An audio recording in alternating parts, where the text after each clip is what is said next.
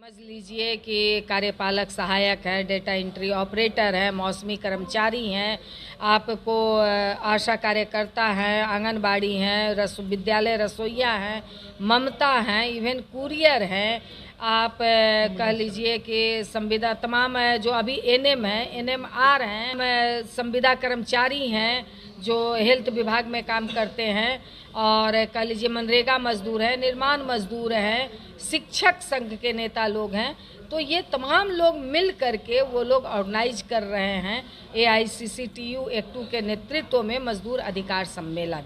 तो ये लोग मिल करके ऑर्गेनाइज कर रहे हैं और कह रहे हैं कि आप हमारे इस कार्यक्रम में आइए और हमारी बातों को, क्योंकि ये सच्चाई है कि आज इन तबकों के सवालों को मजबूती से उठाने वाला कोई भी लीडर, हमारे विधायक लोग तो विधानसभा में उठाते हैं, विधान परिषद में उठाने वाला कोई भी लीडर इस तरह से नहीं है।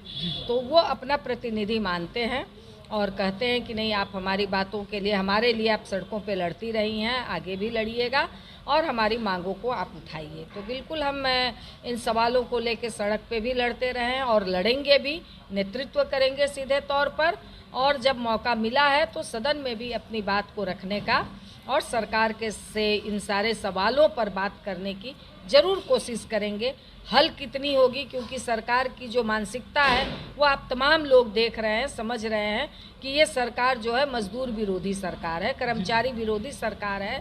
तो वो कितना मांग पूरा करेगी ये अलग बात है, मगर इन सवालों पे सदन के अंदर भी सरकार से दो दो हाथ करने की कोशिश ज़रूर करूँगी। बिल्कुल आने वाले समय में 22 जुलाई से दोनों विधानसभा और विधान परिषद का सत्र चलेगा, तो उसमें मैंने सवाल भी डाले हैं तमाम लोगों का, और भी कई सवाल आ रहे हैं। तो वहाँ तो उनकी सीमा है, मगर जितना संभव होगा, जिस भी स्तर से सवाल उठाए जाते हैं, उन तमाम चैनल को मैं कोशिश करूँगी कि उन तमाम चैनल के माध्यम से जो जनता का सवाल है, जो इस पूरे तबके के सवाल हैं, इन तबके के सवालों को मैं उठाऊं।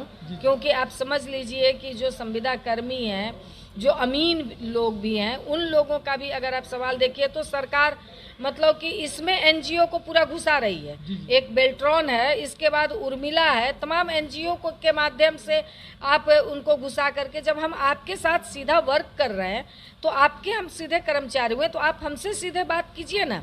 आपका काम हम करेंगे, आप हमको पेमेंट दीजिए।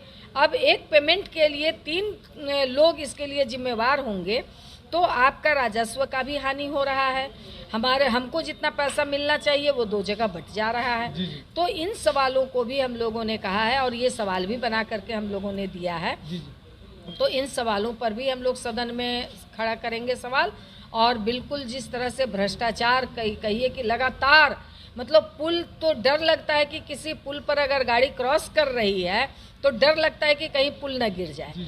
तो पुल गिरने का मतलब है वो भ्रष्टाचार का अड्डा है। तो इसके लिए मगर अभी तक अगर आप देखेंगे तो कोई बड़े ठेकेदार हो, बड़ी कंपनियां हो, कोई सजा नहीं इनको मिली है। तो इस सवाल पर भी हम लोग सदन में सवाल खड़ा करेंगे। अपराध का ग्राफ जो बढ़ रहा है, इस पर भी होगी हंगामा। महिलाओं के संदर्भ में आप देख लीजिए कि DVR कंपनी है जिसने कि नौकरी के नाम पर हमारी बेटियों के साथ बड़े पैमाने पर यौन शोषण का काम किया है। तो इन सवालों को लेकर उनके आप पैसे रख लिए 20-20 हज़ार रुपया। एक गरीब परिवार कैसे 20 हज़ार रुपया लेकर के अपने बच्चों को देता है जॉब करने के लिए, उनका पैसा रख ले रहे हैं, उनको कोई पेमेंट नहीं दे रहे हैं, ऊपर से प्रताड़ित कर रहे हैं। तो ये सवाल भी सदन में गूंजेंगे।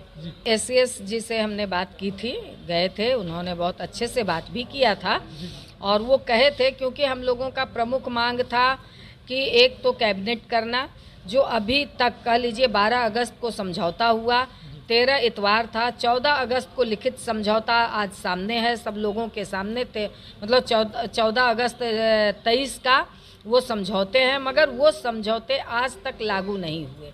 क्योंकि ये बात भी थी कि सितंबर माह से ही मानदेय शब्द के साथ 1500 रुपया बढ़ा हुआ, 1500 रुपया यानी 2500 रुपया मानदेय शब्द के साथ सभी आशा और फैसिलिटेटर बहनों को मिलेगा, मगर उसका कैबिनेट आज तक नहीं हुआ। तो प्रत्यय अमृत जी ने साफ कहा था कि नहीं बहुत हो गया, अब इसका कैबिनेट हम लोग जल्द से जल्द कर देंगे। मगर पिछला हम लोगों को आशा था कि पिछला जो कैबिनेट हुआ उसमें ज़रूर ये बात पास हो जाएगी, मगर उसमें भी हम लोगों को निराशा ही हाथ लगी। और हमने प्रत्यय अमृत जी को व्हाट्सएप मैसेज के जरिए भी हमने कहा कि इस काम को जल्द से जल्द कर दें। और दूसरा मांग जो प्रमुख मांग था कि 19 के हड़ताल में 18-19 के हड़ताल में समझौते हुए थे कि अप्रैल वित्तीय वर्ष से 19-20 वित्तीय वर्ष से 1000 रुपया पारितोषिक के रूप में आशा और फैसिलिटेटर को मिलेगा, मगर वो मिलना शुरू हुआ नवंबर 20 से, तो दिसंबर 20 से, तो इतने महीनों का लंबित बकाया था, 20 महीने का लंबित बकाया था, कुछ महीने का कहीं कहीं मिला था, तो 18 महीने का हम लोगों के हिसाब से 18 महीने का लंबित था।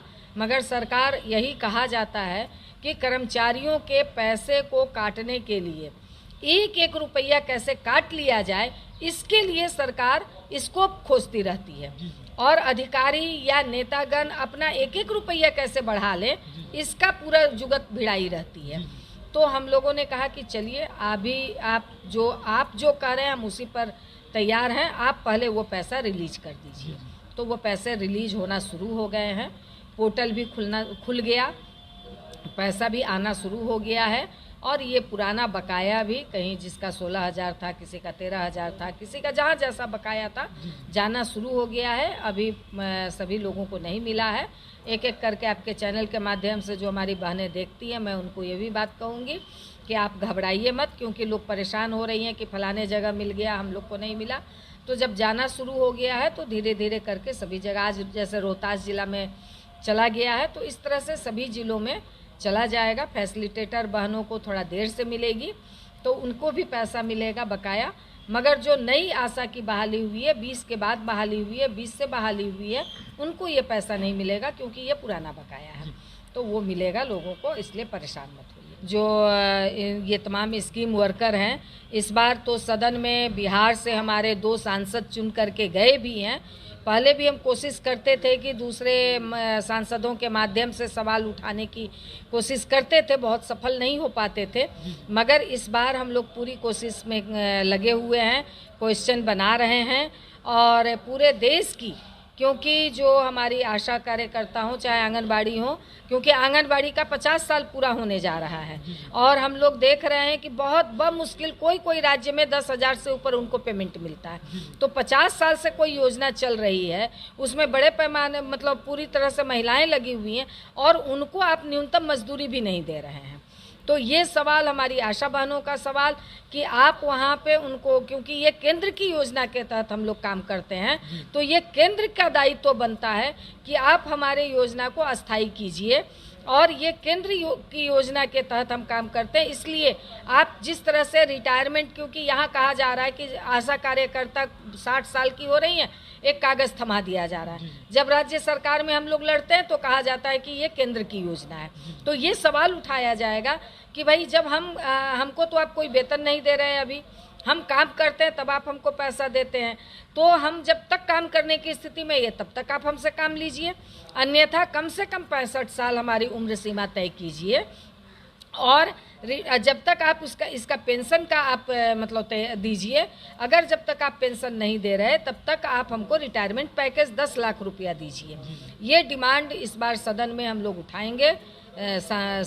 मतलब सांसद हमारे उठाएंगे, लोकसभा में हमारे उठाएंगे और इसको हम लोग प्रमुख मुद्दा बनाएंगे, क्योंकि ये पूरे स्कीम वर्कर के लिए कि 60 साल तक 62 साल तक हम आपकी सेवा करेंगे और आप हमको 1 रुपया दिए बिना आप हमको लेटर हाथ में थमा करके और कहिएगा घर बैठ जाइए, तो ये नहीं चलेगा। और पूरे देश में, क्योंकि बिहार में हम लोगों ने लड़ करके लिया है मृत्युपरांत 4 लाख रुपया, मगर अन्य राज्यों में, बहुत सारे राज्यों में ये पैसे नहीं दिए जाते हैं। मर गई, वो काम करते हुए मर गई, उनके बाल बच्चे बिलट जाते हैं। तो ये पूरे देश में हम लोग ये मांग करेंगे कि मरणोपरांत कम से कम 10 लाख रुपया आप हमारे तमाम स्कीम वर्कर को दिया जाए जो आपके काम करते हुए मर जाती हैं। तो ये डिमांड हम लोग पहले किए हुए हैं, इस डिमांड को और प्रमुखता के साथ इस